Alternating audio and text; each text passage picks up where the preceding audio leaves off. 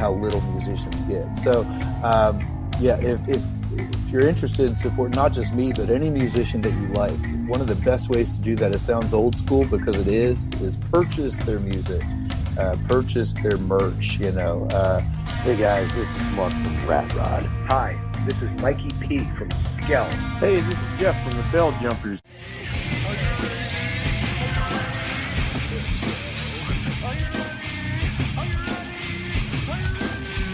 Let's go. Probably be Paul, because he's awesome. This is Jessica for the band Dimitus. You're listening to Pennsylvania Rock Show.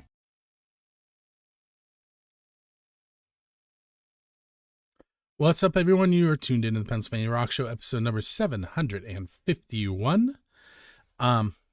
We're coming at you from buildscene.com, music from 412.com, xrpradio.co.uk out of Scotland, megarockradio.net and 107.1 KFGD out of St. Louis, Missouri, Rudu Radio out of both Texas and California, and I'm sure I'm forgetting somewhere because I didn't pay attention to what I was saying. But anyway, this is the Christmas special, in case you weren't paying attention to the first couple songs that played. We started things off with Chip and the Charge-Ups and their song Black and Gold Christmas, which features a bazillion musicians from Pittsburgh. Then we heard Stevie J and his very, very metal version of a song that they called Sleigh Ride, S-L-A-Y, Sleigh Ride. That's an oldie. We also heard a brand new song from the Perishables, and it's called Let's Burn Our Christmas Tree. It's a little punk. Anyway, with me tonight on episode 751 is Mick Michaels of Corners of Sanctuary. This is becoming a thing. I want to say, is this 3 years in a row that we did the Christmas special? I think so. 2 for sure, but I think 3. Yeah, 2 definite. So we were getting ready. Oh, look, this big piece of fuzz on there. Bria. All right, so we're getting ready to go live, and I said, I don't have a Santa hat. And my daughter came over and gave me one. And if you're watching the video, I can't, I can't do it. The video's reversed. Anyway, there's a piece of fuzz there. Over there. So anyway. Mick's hat looks better. Look at it. Okay, so for the people that are not familiar, Corners of Sanctuary is a metal band who puts out Christmas music every year, which is why it's kind of become a thing. We're going to hear last year's song and this year's new song after I talk to Mick for a little bit. So I'm looking, I have a lot of Christmas songs from you guys. And I'm still a little confused on this. So do you have like one album and you build up on it every year? Or, cause I noticed there's a couple different album names, but I think this year's one had the same album name as last year, if I looked at the tags correctly. Well, what we do, we have for the last 12 years, we have a Merry Metal Christmas theme.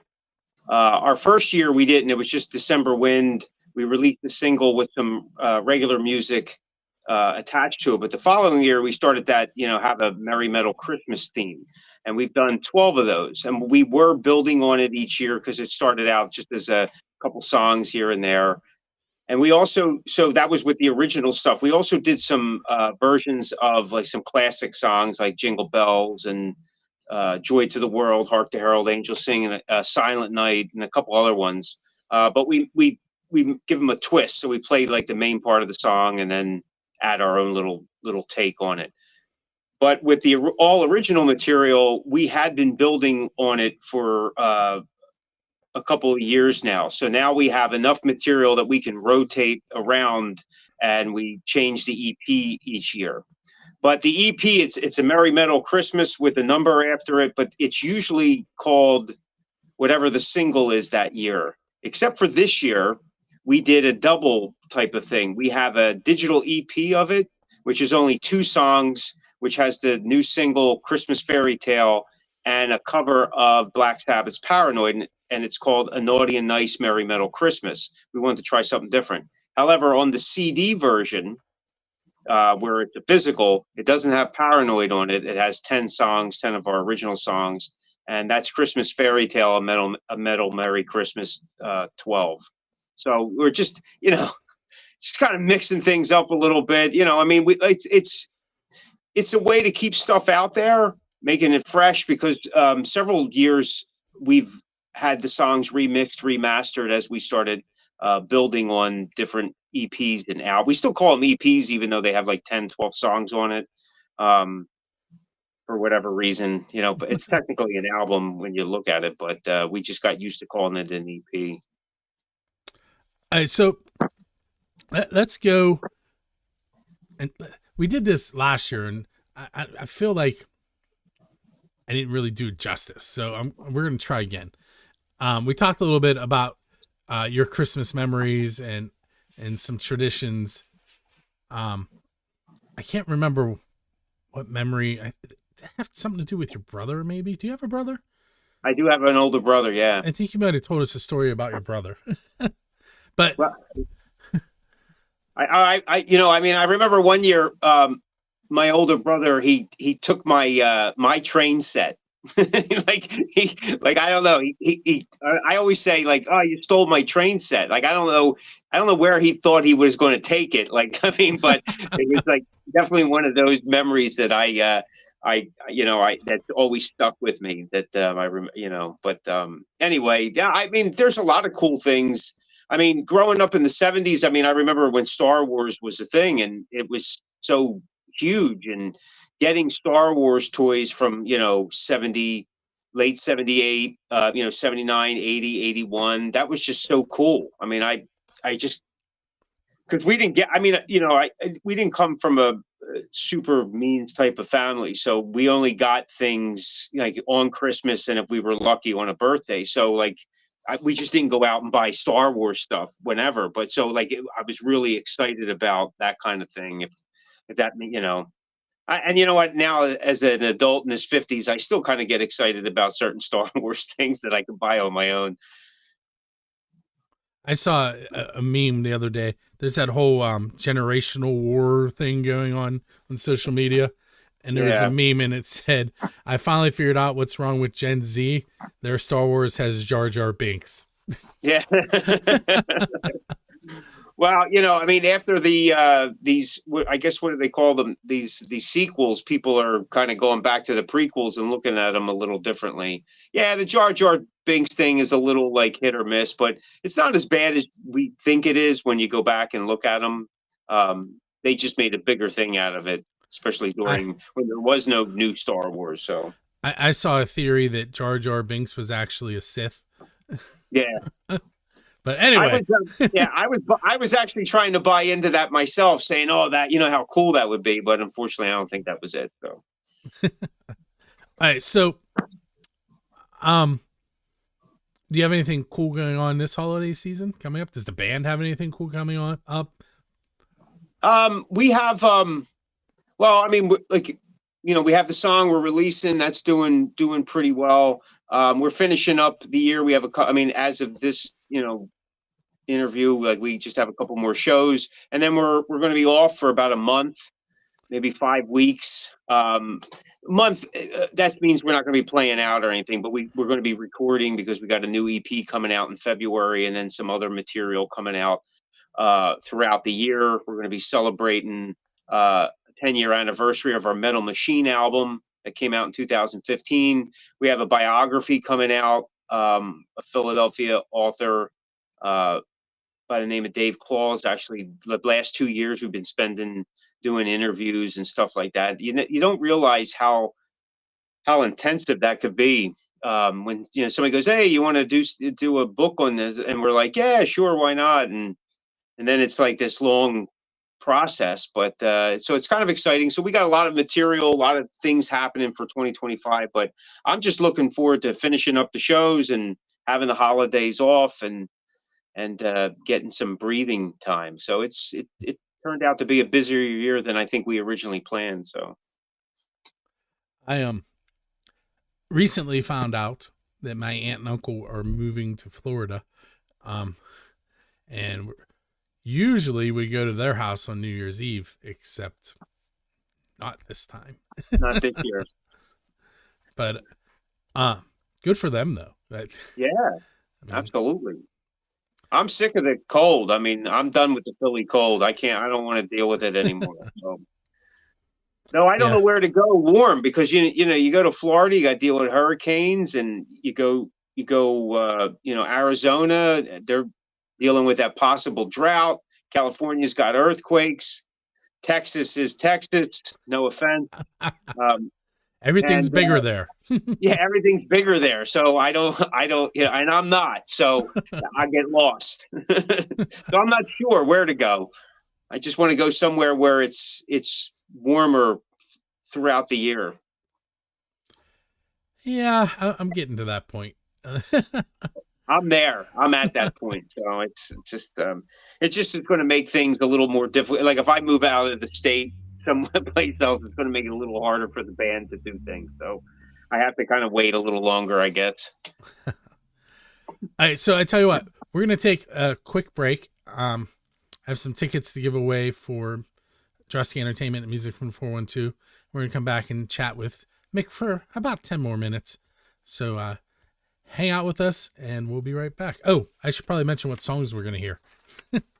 So we are going to play 2 Corners of Sanctuary songs, the Christmas Fairytale, which is new this year. And then we're also going to play Get on the List, which I believe was last year's release.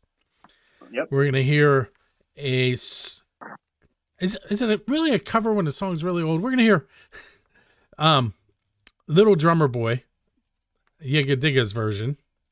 Doppler Effect's song Santa's Hog, which is a live recording of an original song they wrote in like the late 90s. We're going to hear Amber Alexis' version of Blue Christmas, and we'll be right back.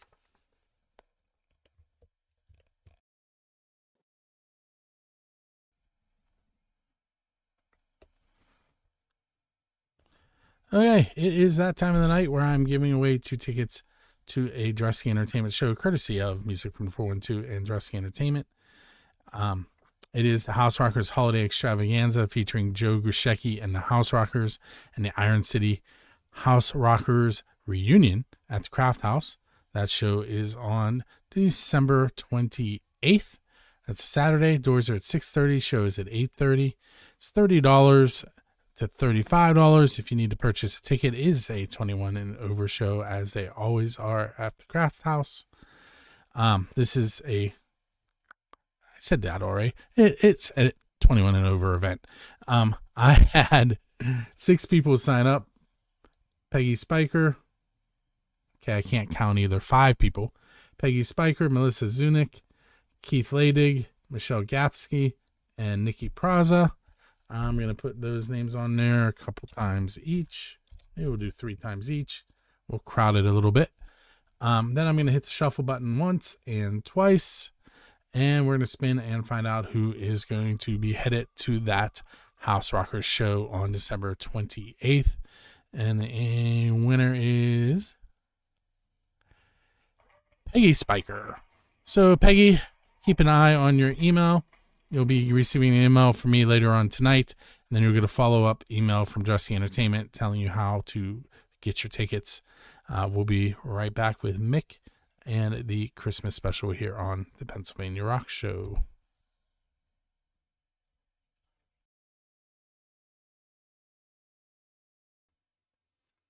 Hey, it's Bill. It is episode number 751 of the Pennsylvania Rock Show. We're doing a Christmas special.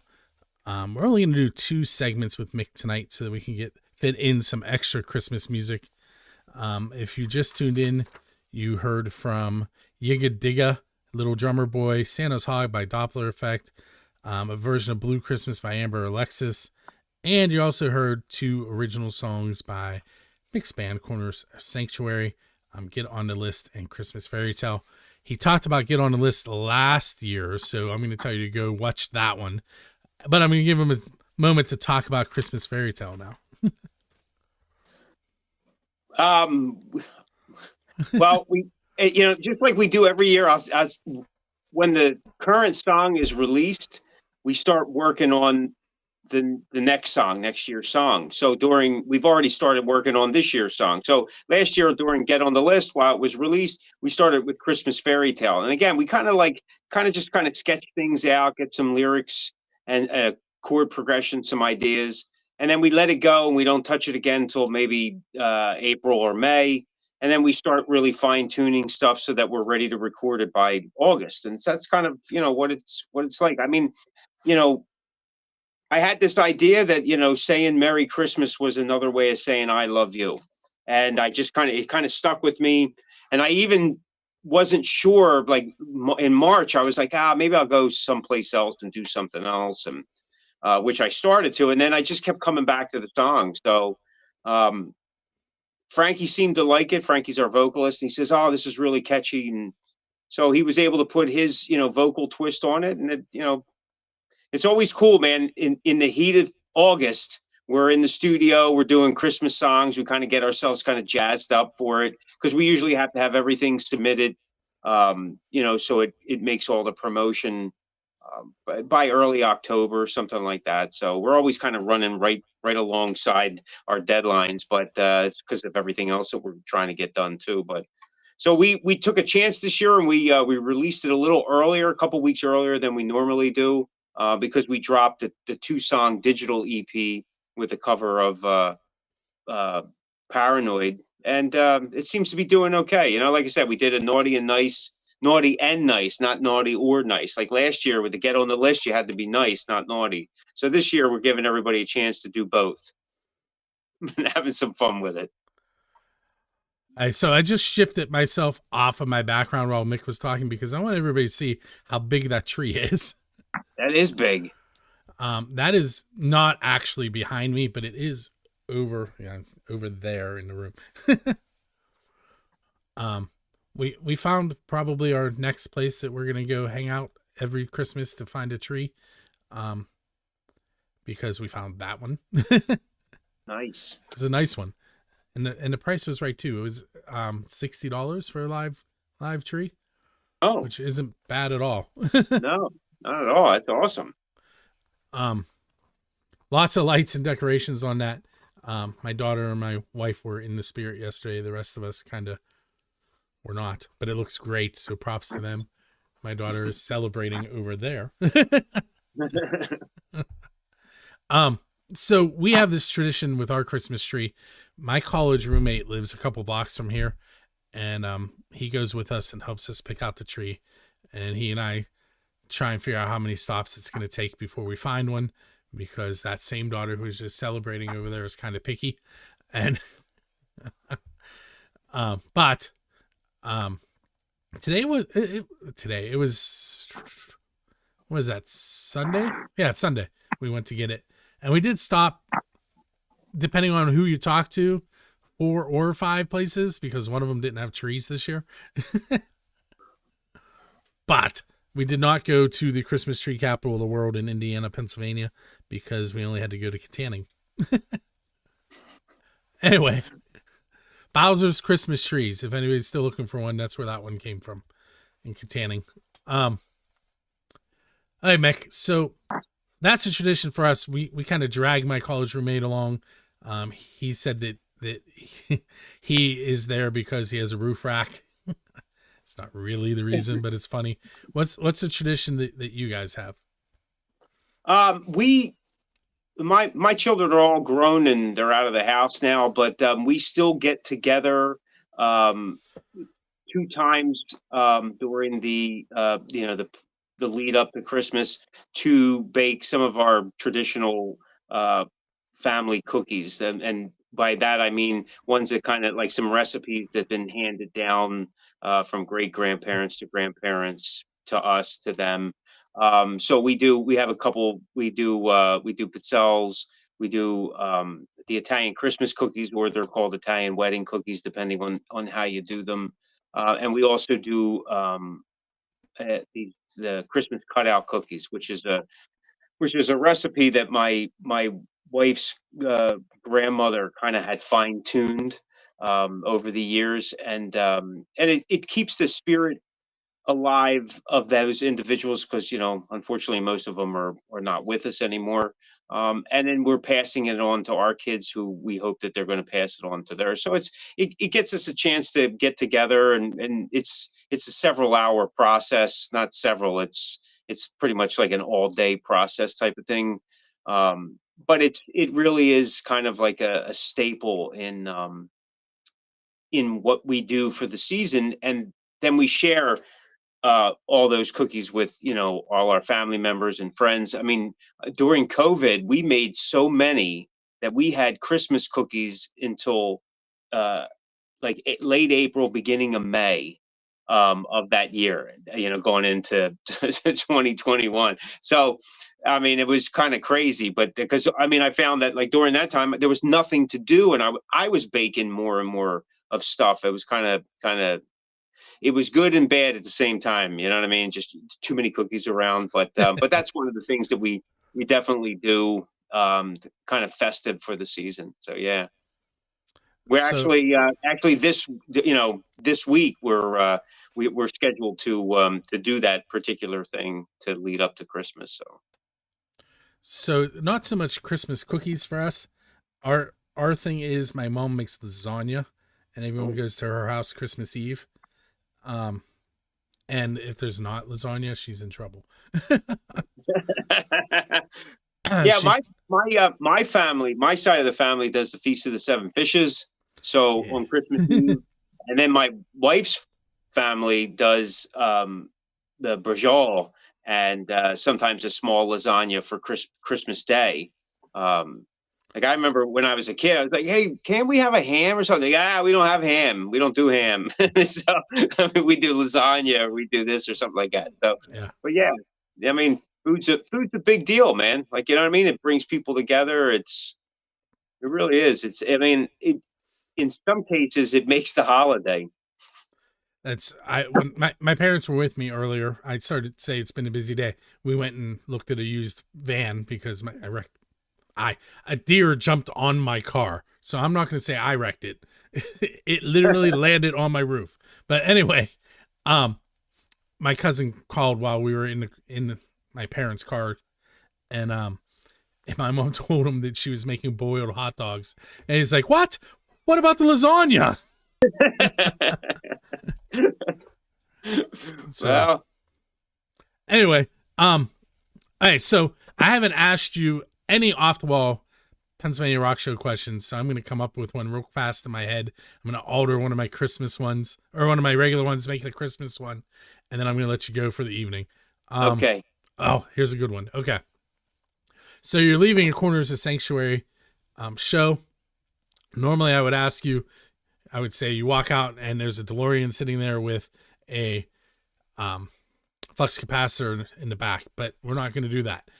There's a sleigh with 9 reindeer waiting for you. Whose house are you going to first, and what are you delivering? Whose house? I don't know. Well, I don't know. Is time travel involved at all? Why not? Okay. Well, so if I go to time travel, I think I'll go back to when. I mean, I'm just pulling out of my my bag right now. Well, I made the question up too, so I'm gonna go back in time to when Metal Blade Records was starting, and Bill Matoyer, who we work with now, but was just kind of getting his legs going, working with Slayer and all that. I think I dropped one of the CDs he did for us, or a cassette tape, one or the other back then. So I'm not even sure what year that would be. What year would that be? 84, 83? I don't even know. But I dropped him off cassettes. I dropped him off at something he mastered of us, and with the hopes of getting signed then. So how about that? I'll stop at his house first. I love that answer. All right, so what we're going to do, let's see, where do we stop on this list? We're going to hear Rising Regina's version of Away in a Manger. We're going to hear an original from Rockabilly Junction, finally Christmas Eve. And I will be back to announce a couple other songs after that, but Mick is going to head off into this, I was going to say the sunset. It's already dark everywhere in Pennsylvania, and has been for hours. But I do want to thank you for hanging out with us tonight, Mick. Thank you, man. Thank you. Happy holidays, everyone. Have a great 2025. Be safe. And make sure you go check his band out at cornersofsanctuary.com. And I will be back to announce some more songs momentarily.